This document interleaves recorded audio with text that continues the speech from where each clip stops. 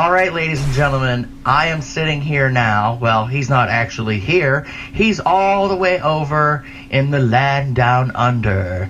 And I'm sitting here with Greg Dodds from Bleedin Brain Music Inc., also on World Domination Records. Welcome to the show, Greg. Oh, thanks, G. How are you, mate? Oh, man, I am fantastic. I am thrilled you could come on, and congratulations on signing a 3-year deal with World Domination Records. That must be really exciting, huh? Oh, yeah, look, that's probably been a highlight of my career. I bet. Yeah, look, Gaz and World Domination are a fantastic record label. Gaz is awesome. Now, we had him on the show a few weeks back. I just love him to death.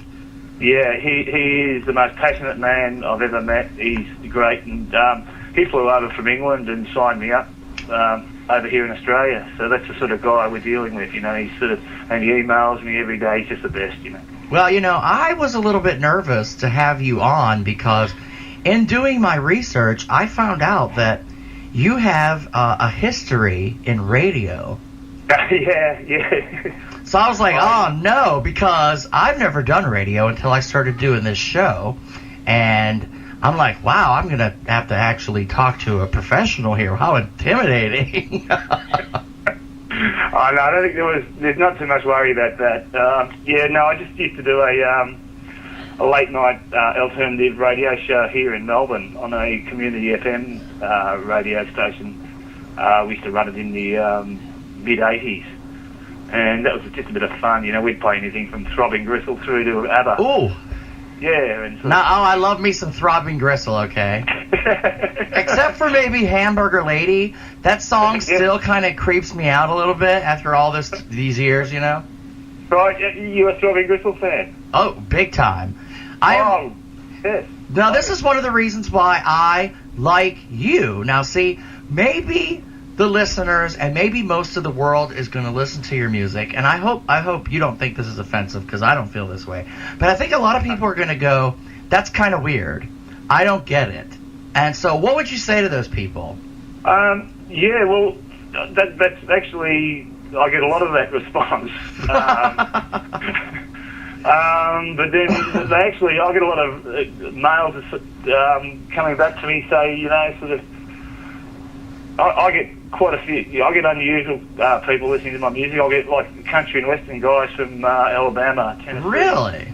Yeah, and emailing me to say they really like my stuff. So there's a lot of different elements within it, and you've got to find the element that you're sort of looking for, I think, within my music. Well, see, I like Throbbing Gristle, Einstürzende Neubauten, Skinny Puppy, Frontline Assembly, you know. But I also like Donna Summer.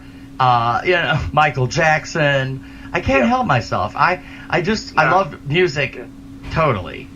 Well, this is where I'm sort of halfway between you, and I'm sort of from I used to play in punk bands back in the early 80s, and I've always been a guitar player, bass player, and I've taken a lot of knowledge from sort of listening to sort of bands like SPK, Throbbing Gristle, Skinny Puppy, etc., as we were just talking about, and I've sort of tried to sort of put a bit more interest into it, if you know what I mean. Like, you know how the punk rock element is, like, you know, 2-minute songs. Yeah, I noticed that on your album, that a lot of songs are shorter. Yeah, and sort of more impact thing. I know with the drum and bass genre that I sort of write a lot in, I listen to some drum and bass stuff and I go, oh, I'm really bored, you know. Yeah. So I'll sort of intensify or, you know, sort of get that thing happening. And I thought, I like the music, but I don't like the length of it, so I decided to write some shorter stuff. We need to give the audience a sample here. We need to play a song off of your latest album, which is called Greeting Earthlings, and this song is called Crucified. And when we come back, I want a little explanation on this song, okay, Greg? No worries, Jay. Thanks. Okay, ladies and gentlemen, off of Greg, of Bleedin Brain Music Inc.'s new album, Greeting Earthlings, this is Crucified. Check it out. A square dance caller dressed as Elvis walked into the Baptist church and announced, "I don't like you or myself," pulled out an M16 and shot everybody and then himself. The blood of Christ flowed on the floor of that Baptist church. Maybe Satan was as Elvis. Maybe Jesus is the son of Elvis. And Elvis will come back and save us all. You think Elvis? I drank the blood of Elvis. I turned into Satan, they say. You think Elvis was crucified? Maybe Satan was Elvis. I drank the blood of Elvis. I turned into Satan, they say.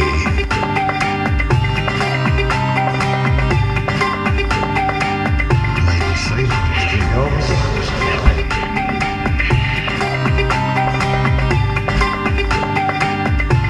Elvis, but in the end, we all get crucified.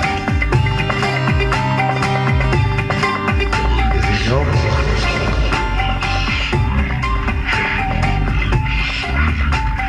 You think Elvis is crucified? But in the end, we all get crucified.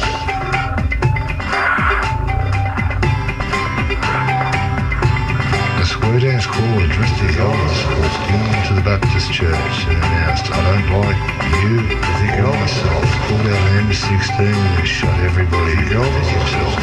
The blood of Christ flowed on. You think Elvis in that Baptist church?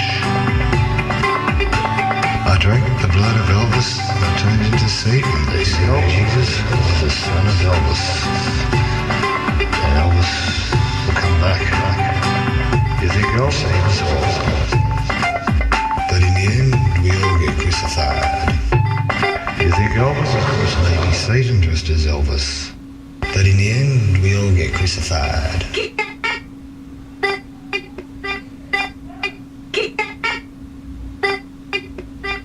All right. I don't know what you guys thought of that. Now, see, I'm into it. I know there's some of you out there that are going, okay, that's a little strange. But I know there are some of you out there going, that's pretty cool, but I'm missing what the meaning is. So, Greg, crucified. What's up with that?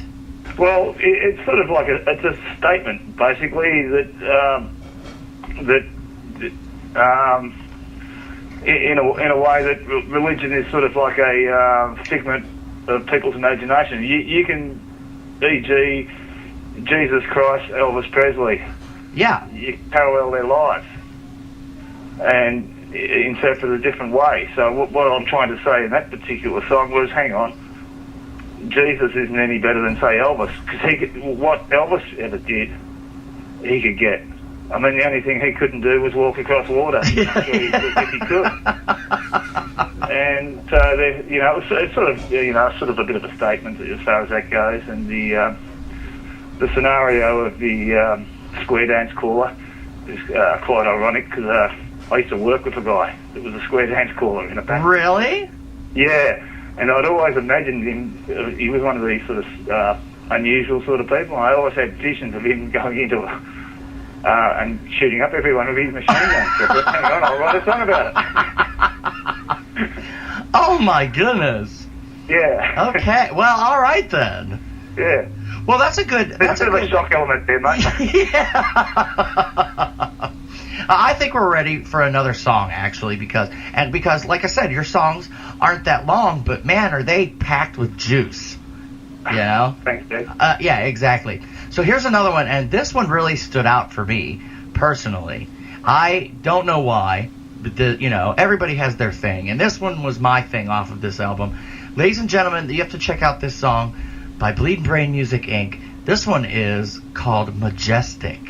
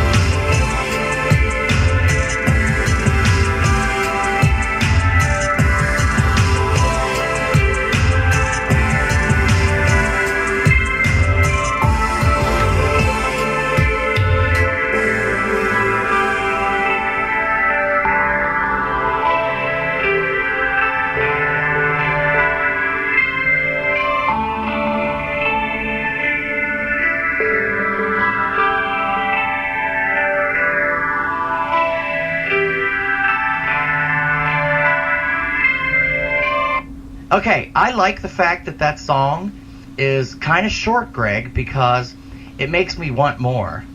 Yep. You know what I mean? I kind of Yep. dig that. I kind of dig that leaving you hanging, kind of thinking you Yeah. want more, because you could just go back and listen to it again. That's right. You know? Exactly. Exactly. Yeah. Yeah. And this is, you know, I was sort of, you know, especially in the dance sort of culture all around the world, there's a tendency to make things very long. And, Yeah. I don't quite get that when you can sort of still have 2 hours of, say, a DJ set and play 100 songs as opposed to play 10 songs. Yeah, exactly. I can't tell you how many songs that I like, but you have to get through the first 2 minutes of intro before it even gets into it. Exactly. You know, it's really refreshing to hear somebody who just goes right into it. I actually don't go to clubs. I'm a married man and a musician, and I've just been writing music. And I'm really from the rock and roll breed, you know, the sort of the back in the early punk days. Okay, so your partying days are behind you? Is that what you're saying? Well, no, I wouldn't say my party days are behind me. But, you know, sort of, I'm beyond the age of wanting to go to a drum and bass club or something like that. Because, to tell you the truth, I don't really enjoy too much of the music. I enjoy, as we were talking about, elements of the music. Well, where do you draw a lot of your inspiration? Because if you're not getting out and going to clubs and stuff, what are you, like, sitting out in the field in the middle of the night? Or where are you getting all these really good ideas, these really unique ideas?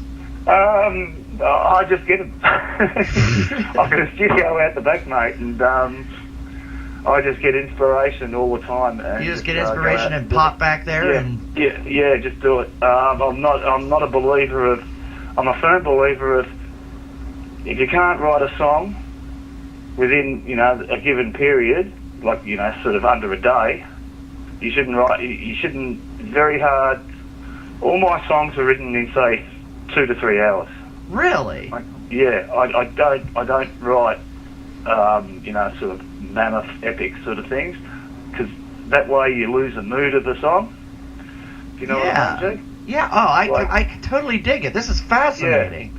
Yeah, it's sort of like, I don't, you know, like I've tried it, started the song, then I put it down, it wasn't working, then I put it down, then I tried to do it the next day, and by the time I finished the song after about a week of writing it, it was nothing what I wanted it to be like.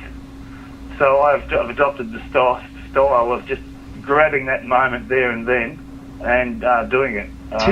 Too much analyzing. Too much analysing, yeah. Could lead to trouble for you. Yeah, exactly. I think a lot of musicians overanalyze their music.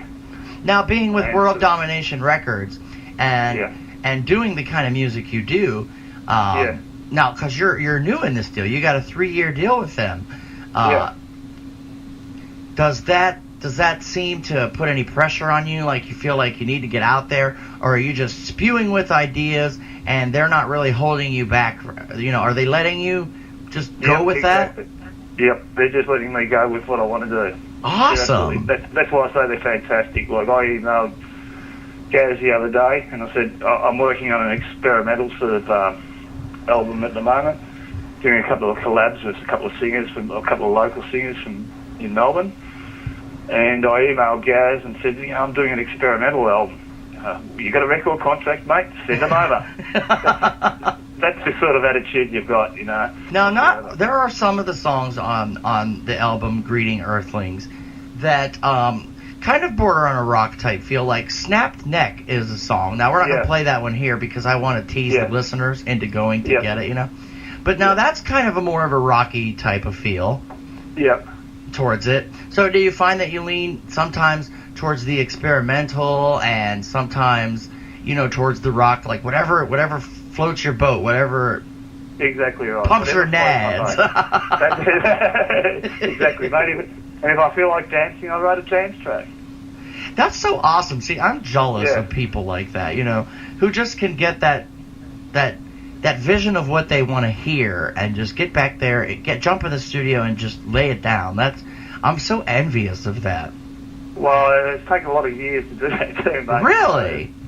Oh, well, you know, ultimately I've been a musician for 25 years or so. Oh my God, how old are you? I'm 47. Get out of here. Yeah, I'm an old bugger, mate.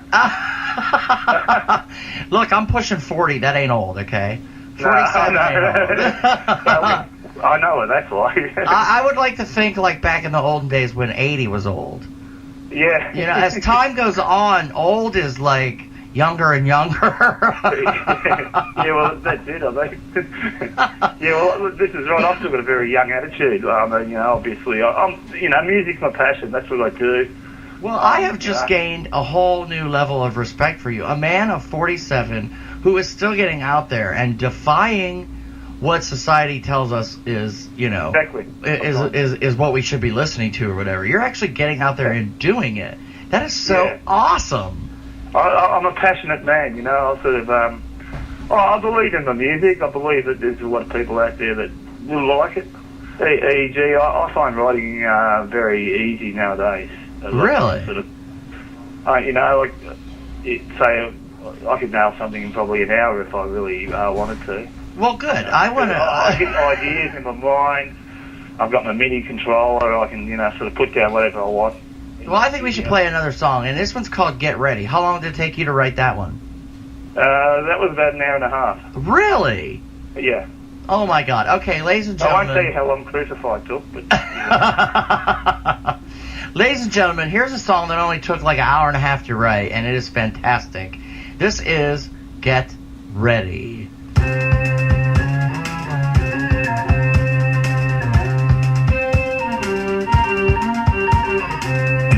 To act quickly. This is the ultimate.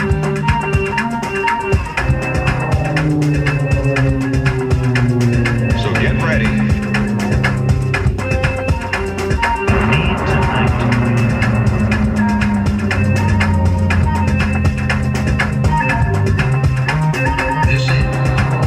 the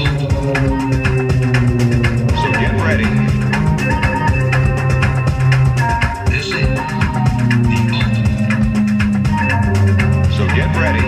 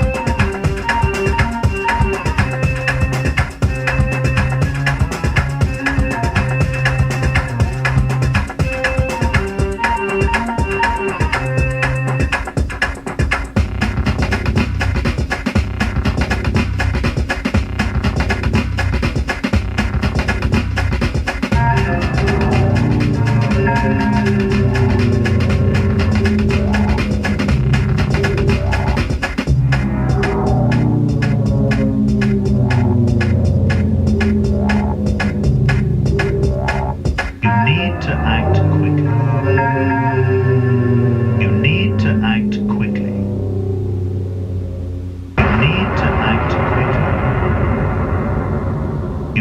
to act quickly.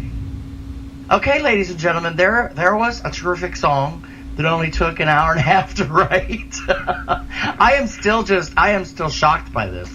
So, Greg, where can they experience you? Where is Greeting Earthlings available?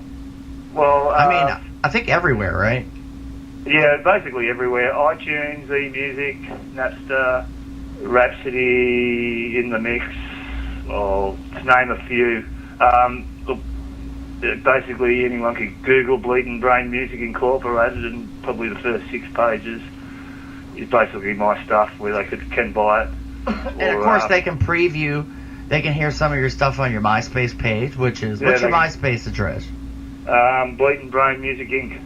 All one word. There you go. And also, I've got a page on the World Domination Records where there's some samples there and some purchase links too. Awesome. Now, see, there's no reason why you guys cannot get out there and pick up some of these tracks. Now, there are some other ones that we also didn't get a chance to play here on the show, but some great tracks on that album are Lobotomy and Springhead. Also, that's another good track on this album. And you know what? Congratulations, Greg, on a 3-year deal with World Domination Records. I'm sure it's going to prove to be quite awesome for you. Oh, thanks very much. Yeah, I've been totally excited. I've been totally so excited about it since he flew over here. It's been fantastic. Awesome. It's been a great ride. And I am really honored that you took time out from your busy schedule to join us here on the G-Spod. Oh, that's a pleasure. Absolute pleasure, my friend. Awesome. Now, when you get ready to put out something new, you gotta give me a heads up, okay? Because I'm hip to this, okay? Oh, look, I'll be emailing you second. All right, because I dig you, No worries. and I don't care what anybody says. I know a lot of the listeners, they're gonna dig it too. Don't get me wrong. I know my listeners out there, they're pretty open-minded people. They have to be to tune into this show. Yeah. And again, Greg, I thank you a lot for coming on the show. And like I said, you keep in touch with us because you're awesome. Oh, thank you. It's been a pleasure. Thank you. Thanks, Jake. Hey, Miho, what's warm, hard, and refreshingly addictive? I don't know, Faruka. Your dad's cock. No, girl, the G-Spod. Well, I guess it's time to end another fantastical episode of the G-Spod. I would like to thank